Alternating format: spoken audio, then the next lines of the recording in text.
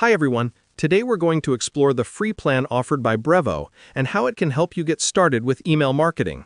If you're new to Brevo, check the description for a link to sign up. It's completely free, no credit card is required. Brevo does not offer a temporary trial in the traditional sense. Instead, it provides a permanent free plan that allows you to use core features indefinitely. The free plan costs $0 per month and is ideal for individuals or small businesses starting with email marketing.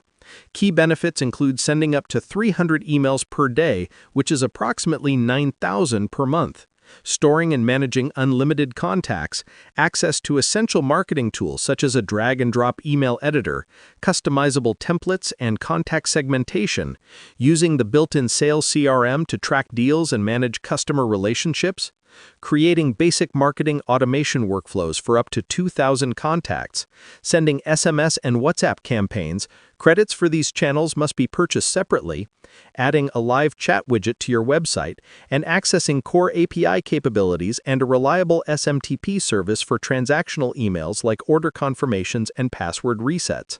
You also get basic reporting and analytics on campaign performance.